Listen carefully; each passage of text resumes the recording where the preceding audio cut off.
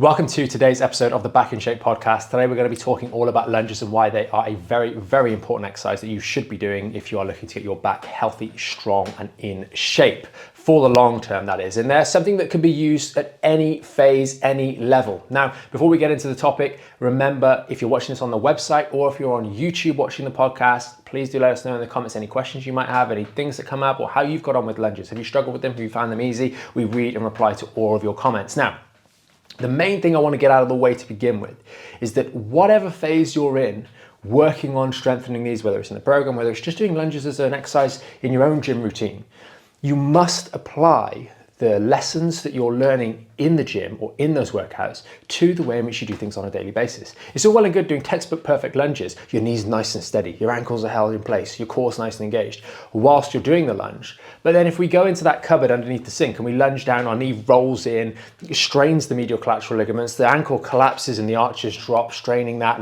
and also putting asymmetric strain through, or uneven strain through the Achilles. We're really missing the picture. We work out for maybe an hour, 1/16 perhaps of our waking hours every single day. We must make those patterns, those habits that we develop in our workouts start to carry over into the way in which we do things on a daily basis. So that's where we get the real success. And that's something that is so often overlooked. We really often forget. We're working so hard on our workouts and we forget sometimes, especially in the early days, to apply those lessons consciously to the activities we're doing on a daily basis. And with time, that need for a conscious application, that need for thinking about how we move on a daily basis starts to become more and more autonomous and something we don't have to worry about. So really, really work on that application to real life. And that's where lunges are really so good, which we'll talk about a little bit more later on in the episode. And let's start off talking about what a lunge is actually doing inside your body from the ground up, because this will give us a real insight into the multitude of ways this is going to help a multitude of joints in our body. At the very first, we've got the feet, the ground. When you're doing a lunge, know that because we're on one leg, we are driving all of our weight through our body towards the midline. And that means that our arch is under pressure to collapse in. And therefore we need to use those foot muscles and going up into the ankle and then the lower leg, the smaller muscles that have their bellies in the lower leg and go down into the foot, muscles like tibialis anterior, which runs down and maintains the inside of your arch. All of those muscles need to work as one as we're doing that to maintain stability. They also need to work a little bit harder because remember, unlike a squat, they've now got all of, or a significant majority of, the body weight going through that one leg. So not only are those forces driving the ankle towards the midline a little bit stronger, there's also balance to contend with. So those muscles have to be hyperactive. And even if you just stand on one leg, you'll feel them making small adjustments in the foot and in the calf. Those small adjustments to your balance as your body feels how things are changing and has to adjust course accordingly. Waking that area up is particularly important if we've had previous strains in the ankles as well, and restoring some of that proprioception and balance, which is so very important. That's something first and foremost we start to get right when we start lunging correctly. As we work up into the calf, we have the larger calf muscles, which are more responsible for the ankle joint themselves, and one of them crosses over into the knee.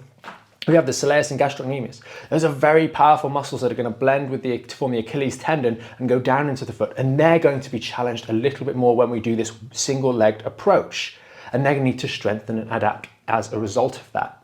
Then we come up to the knee. The knee, as we're going through that lunge, is going to drive towards the middle. It's going to drive in and strain, or have the propensity to strain, some of the supporting structures around the ligaments of the knee. This is a common error, and what you're going to be doing when you're doing your lunges is opposing that, holding that knee steady on top of a steady ankle and stopping those erroneous movements taking place, but really, really focusing on it.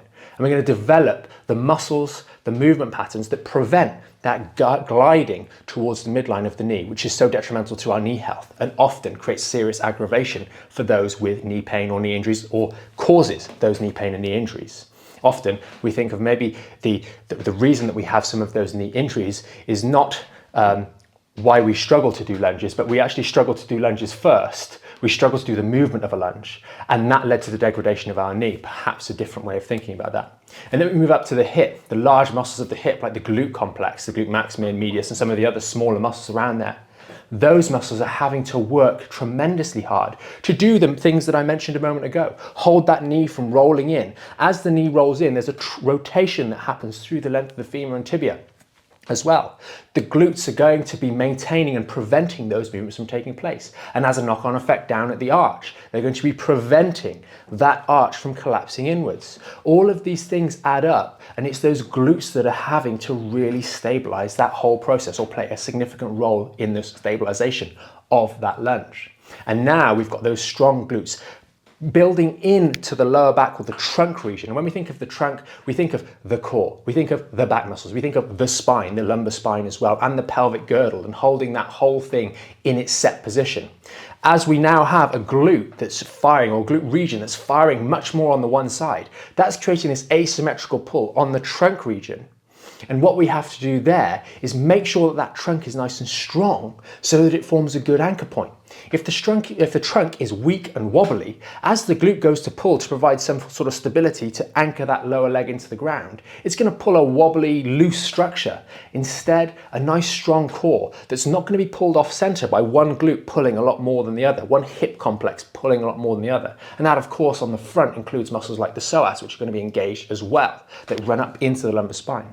So there we've got that ability to provide asymmetrical or strength in the midsection, stability in the midsection, the trunk, whilst there's asymmetrical load of significant magnitude coming from lower down from that particular limb. As we go higher up, we go into the torso. The torso, large structure, maybe we're carrying some weights on one side or the other. That's having to be balanced from the core below. And we need to have a smooth, continuous engagement of the muscles of the back, coming up from the lumbar spine into the middle back region, where we're holding our torso nice and steady, in spite of the fact of maybe having the additional challenge of a weight on one side or the other or both, increasing the demand on all of the steps in the chain below that we've covered to make sure that everything is held central and that the spine is not put into a vulnerable position. Remember, that little spine in our lower back is a very small little rod, relatively speaking, compared to the strong and large pelvic girdle below and the strong and large torso and rib cage above. It has to do a lot of work to stabilize there, and that's all being done in a safe environment when we're doing our lunges correctly, of course. And then we bring up to the head, and I say the head here, but I'm really thinking about the balance structures in our brain, our ability to do this movement as we are balancing effectively. There's no doubt about it. When you start doing lunges, moving on, say, for example, from squats, there is that balance component that needs to be there, that needs to be trained, restoring the ability for the brain to sense, hey, we're coming off balance here. Maybe our eyes are moving off the horizontal, what's called the Frankfurt horizontal. We need to send messages back down the body to make sure that we square everything up and hold it nice and square. So really you can see that this lunge works everything from the ground all the way up. And every single one of those little things that are being done are going to be tested, challenged in daily life, which really brings me to the next point. Lunges are a true to life activity. And just having a check on the notes there to make sure we don't miss anything. They are going to be used in 95% of the activities you're doing on a daily basis. There is no way you can get around this. It's just not possible.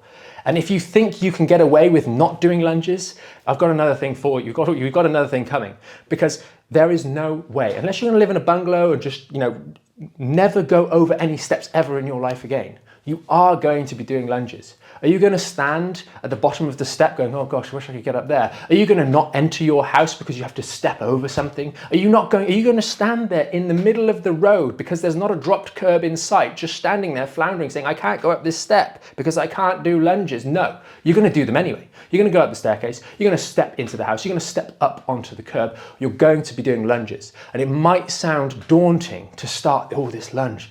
As I've just mentioned, there's all those things happening. But you cannot avoid, no matter who you are, if you are mobile and able to walk around, you are going to be doing this activity. So we better learn to get it right. And we can break it down to its constituent elements, reduce the range of motion, make it easier for ourselves using regression techniques, i.e. making an exercise easier, so we can effectively start to do this exercise safely. Because make no mistake, you will be doing lunges on a daily basis or activities that replicate those. Most of the time, we injure our lower backs in ways that are not square. Most of life is not square. We don't get to square ourselves off, sat in a chair and stand up very often. We don't get to squarely address the shopping and then put it on the side, for example. Most of the time, we're leaning off to one side or the other. We've got asymmetrical pressure going through one leg or the other, coming down from one arm or the other. We are doing all of these things on one side or the other, and that's why those lunges are so very important, because they teach you an ability to provide stability, to provide safety to your spine and a whole other host of joints. in a way that you can replicate in a closed environment. We can practice our lunges, practice that ability to provide stability in an enclosed environment in a very safe way when we're doing our lunges, and then we can take it out into the real world and have effective participation without constant injuries. Now, some of you, maybe you've got a little bit more work than others to do, and maybe you really can't do lunges well at all, and we'll get to that in a moment. But I will stress to you, it is something that you cannot avoid, and you need to do it until you can do it. And that kind of brings me to that last point. How are we going to get started? Now, I wanted to make these tips really helpful for those of you that are really, really struggling. Maybe you've got some arthritis in the knee, maybe you've got some degenerative change there, maybe we're struggling with the ankles, maybe we've got some really bad back pain. Because getting into these is so very important. For those of you that are already on the road, you're already doing lunges and you want to progress, and then hopefully this has been motivation enough to allow you to continue to push yourself, continue to increase the resistance, continue to increase the depth, etc. But if you are someone who's really struggling, thinking, I just can't do that, there's no way I'm going to do it, my knee's sore, it hurts, etc. Know, first and foremost, that you're already doing lunges, whether you like it or not, whether you acknowledge it or not, you are doing lunges of some weight, some description rather. And what we're going to do instead is we're going to start off, instead of doing a full lunge, we're going to start off just standing up, holding onto a chair, or in the kitchen, holding onto the kitchen table. And you're going to take your leg and put your weight on one of your legs only. And then from there, you are going to just bend that one knee. And if we say we've got a straight leg here, we're going to bend it from 180 degrees to 170 degrees and then back up.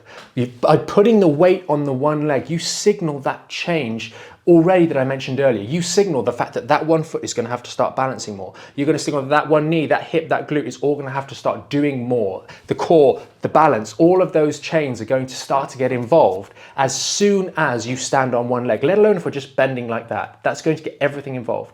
And slowly over the course of time, you're going to find you're able to bend more and more and more through the lunge, through those degrees. But I stress you must go through this process slowly. There is no need to rush it. Don't do it over a course of a couple of weeks or a couple of days, let alone. You want to make sure you're making this progress, especially if you are cautious and you've got a lot of trouble down in there and trouble doing this movement. Make progress slowly. Because if we do have any degenerative change or any history of issues in the limb, the lower limb, or the lower back itself, then actually going through those ranges of motion is going to challenge some of the ligaments, the tendons, etc. Structures not like the muscles, which change a lot more slowly. So, if you do have any questions or want to understand a little bit more of a step-by-step guide on how you can specifically do these, follow these steps to get into lunges, then check out the link in the show notes if you're watching this on on Spotify or on YouTube, where you can find a full 5 steps you can go through to safely get into doing lunges in the most effective way, with a little bit of a blurb on each of those steps to help you better understand how and why we're doing that particular step at that particular time. As always, if you did find this helpful, consider giving us a thumbs up, consider subscribing to the channel, and consider sharing it with someone you know it could really, really help. As always, thanks for joining us, and we'll see you in the next episode.